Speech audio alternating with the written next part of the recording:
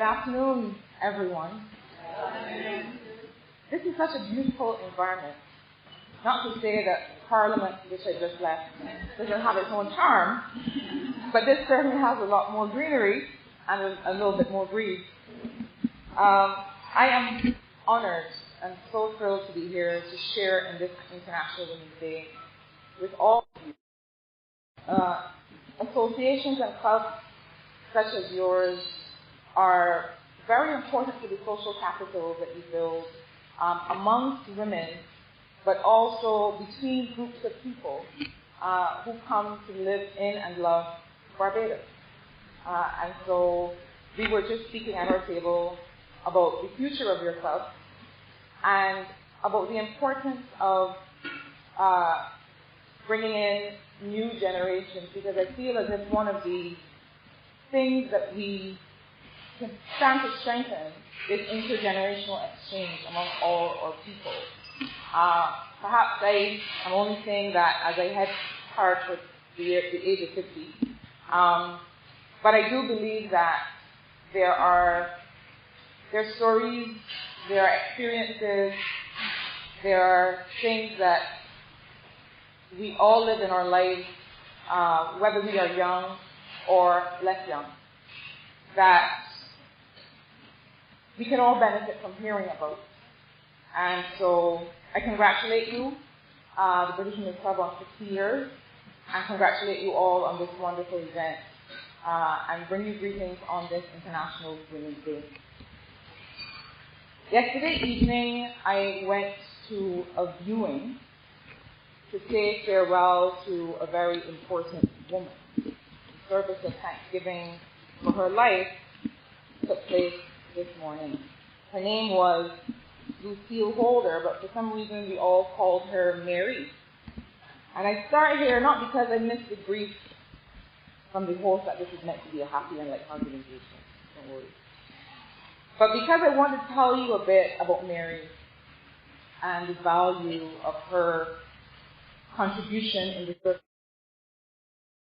I will first say that I'm not sure that the tale of how Lucille came to be called Mary is really on brand for the message of inclusion. We met at secondary school where she sold snacks to all of us every day. And after faithfully calling her Mary, all of us called her that for 7 years, I later found out, after leaving school, that that was not her name at all. But actually, the name associated with the woman who had preceded her in that role for many years, and Mary just stuck after that. But I have to say that if that was true, it is not the best example of inclusion and validation, calling a person by another person's name as a matter of convenience. So even though she answered faithfully to the name Mary for the 7 years that I knew her, for our story, I will call her Lucille, which is her name. So every day at Harrison College in the morning and during break, Lucille brought her tray with snacks to sell to us. And she was always smiling. And after a while, she got to know exactly what each of us was likely to ask for. She also got to know what each of us was interested in. Sports, music, dance, and she would always ask us about it, about how we were doing. She would acknowledge our achievements and wish us luck for matches, for performances, for exams. Interestingly, she also stopped us when we were getting to the overconsumption of these unhealthy snacks that she was selling. And sometimes she would say, "You don't have a match this evening, I will sell you one of these, but I'm not telling you anymore."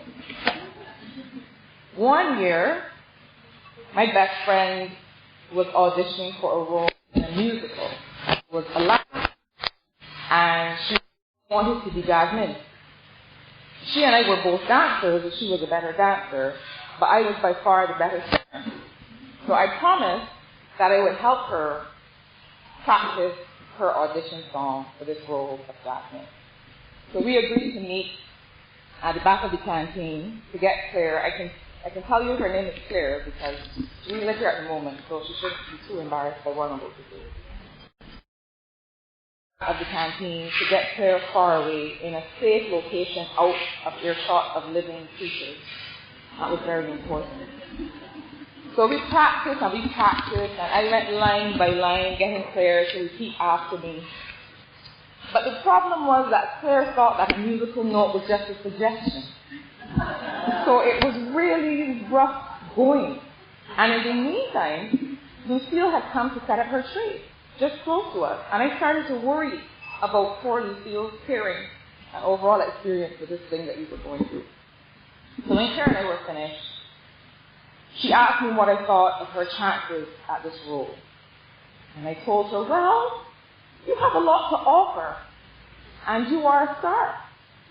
The judges will hopefully see that, but let us try again tomorrow.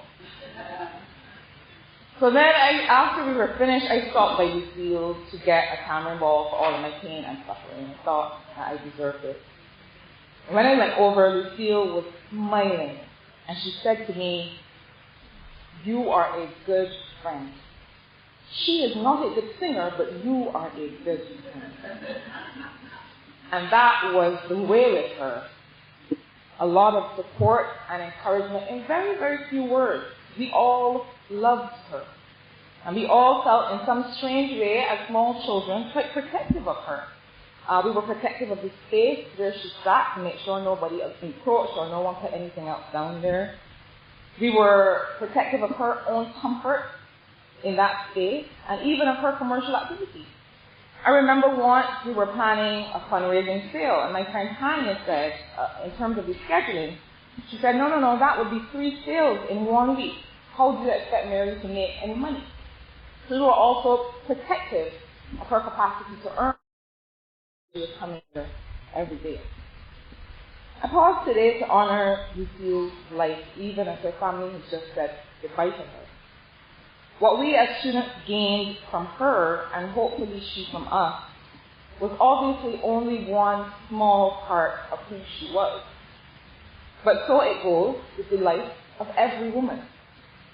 The inclusion that Lucille inspired in us was to cause us to honor and respect the role of every woman in the roles they choose to play, but also to make sure that we as policymakers, as volunteer organizations, as service clubs, as individuals, to make sure that we are always working to expand those choices.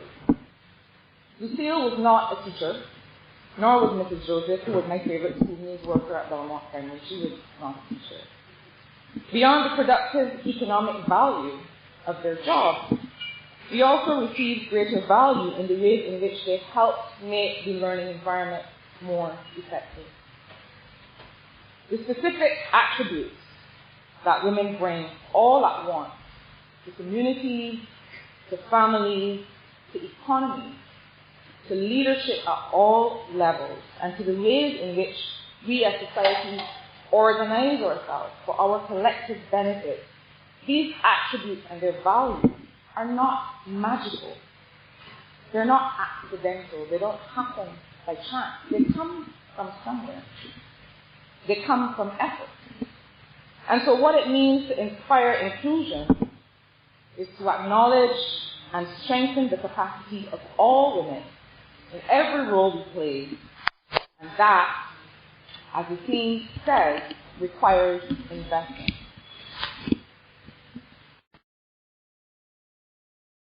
We have organized ourselves as workplaces, as communities, as economies, around the additionalities we often receive from women's work. And by additionalities, I mean the things that are not in the job description, are not in the terms of reference, but all of the extra things that women do. Offices often run on an operational model that I call "some woman will do it." They fail to name and assign and make visible some tasks that they would like to consider small, but know is critical to the success of the overall activity. Because we have normalized this practice of someone picking up the unnamed, invisible task. And I see some nodding around the room. Many of us have found ourselves in spaces where we are sometimes organizing the other people around us, often men, but sometimes men and women both, You're organizing those people for their success. We organize them to succeed. Reminding them of schedules, predicting catastrophes, making calls to secure the items that no one bothers to think of. You know, in health and fitness, in that area, in that sector, we have a concept called non-exercise activity thermogenesis. NEAT, you'll hear the experts call it. Non-exercise activity thermogenesis. And some people will tell you that NEAT activity is very important because it expends energy and it helps us stay active. So NEAT is the energy expended on all the things we do that are not core physical activities like eating or sleeping or major exercise. So things like typing, fidgeting, small tasks that you hardly think about, but that you need to make life work, and for which, over time, all of the energy expended adds up tremendously.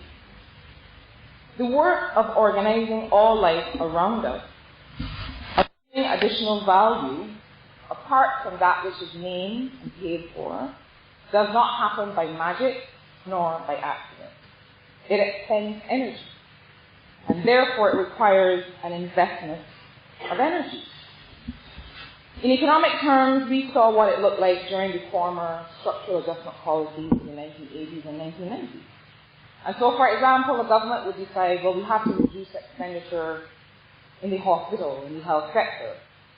And so that government might say at that time, we're going to decrease convalescent time in hospitals. We're going to decrease bed time. Something happens, you have a procedure, you've been in hospital, we're going to cut down the time that you can take to convalesce and you go home earlier because we can't pay for you to stay here any longer. And at that time, late 80s, early 90s, what that looked like was a reduction in cost to the state. But in fact, the cost of care shifted from the state to the home, to the household economy. The energy shifted, the effort shifted. And it's not to say that it can't shift or it shouldn't shift, but when we shift the task to a different location, we often have to similarly shift the investment.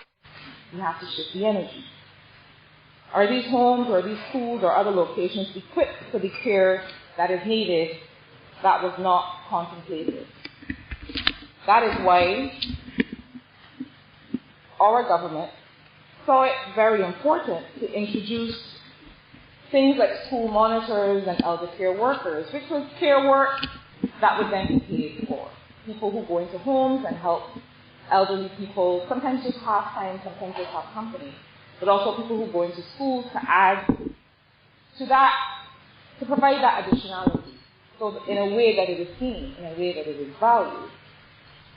But it is also why my ministry, through Export Barbados, is investing in new childcare and elder care facilities at an upgraded Peloton Center in Bridgetown. This is something that has been a dream and a vision for a very long time. The overall facility is 20,000 square feet for children's care and 20,000 for elderly care. It has a clinic, it will have a pharmacy. It's designed to facilitate 150 children and 50 elderly people for 4 hours of the day. And why? The reason we were just talking about it. Because when you invest in care, you're also investing in women's productive capacity. Okay? Capacity to engage in other activities outside of the home. But that is not by any means to suggest that the only way to invest in women's productive capacity is by investing in the unpaid care in which women and men both engage as a key economic and social input. And in fact, this is not about any notion of women's work. It is about an acknowledgement that the responsibility of raising a productive society and investing in families and households so to do is the work and responsibility of all of us. And such investments increase the well-being of every single one of us. But there's more to do. There are issues that relate, for example, to the ownership of land and other assets, and the extent to which that ownership or absence thereof allows women to access credit for their businesses. That is the reason that we have also sought to establish something called the collateral registry, so that women and others, young people, and men who also do not have ownership of assets can bring to bear what they do own and register it as collateral, whether that is equipment that you have in your home, whether that is some other asset that has some value. That could be part of a collateral registry, so that in cases where you do not own major accepted assets, that you are able to have access to credit. Measuring the informal economy, which is where often women are not necessarily working in market jobs, but the fact that they are working and often do not have access to things like Social Security and so on also makes them vulnerable. And so we are also starting some work to be able to measure the informal economy. But I come to perhaps the one that gives me the most joy and pleasure in my new role with responsibility for technology and for expanding people's choices in that field. You know, I played football for many years. When I started, I had to start playing with a men's team. It was a bit embarrassing for me because I was at UWI Caddle, and we started playing women's football. My faculty, we were rubbish completely. But we just wanted to put a team together. But you know, there's some of us who have this, I would say, affliction, where once we start something, we just have to get better at it. We won't let it defeat us. We just have to figure out, how do you conquer this thing? I know there's some of y'all in here who have that same affliction. And so I started football and I just loved it, and I didn't understand why my legs wouldn't go as fast and in the right direction at the time that I wanted them to, even after having danced for all these years. And so I decided that even when the women's football teams had disbanded, we had been soundly beaten by Mona campus women, I thought, no, I have to figure this thing out.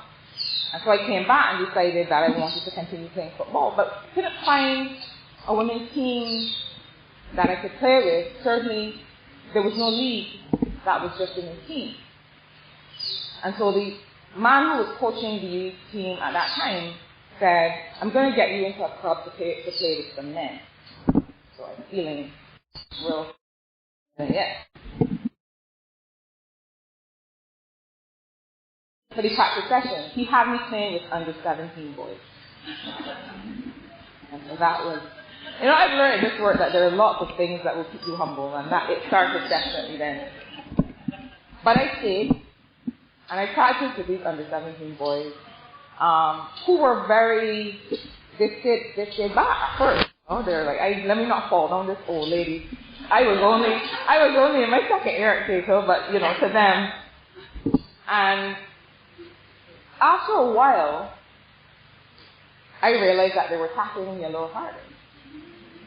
And in some cases, as I improved and I got better and better, it moved from, let me not fall down this old lady, to, I can't let this woman make me shame. I give you that story, and I'm so thrilled in my constituency to be involved in youth football again. We have 2 girls on our Britain Hill team of about 65 young people. 2 girls. And I feel as a part of our work of inclusion and sending that message is to make sure that we have women in all spaces that can be of benefit to them, even where those spaces, when they start out, are dominated by men. And so, one of the things that is very important to me in this move is to be able to expand women's choices in the areas of tech, technology, and finance. This week, I was able to have a chat with some young people from Future Barbados.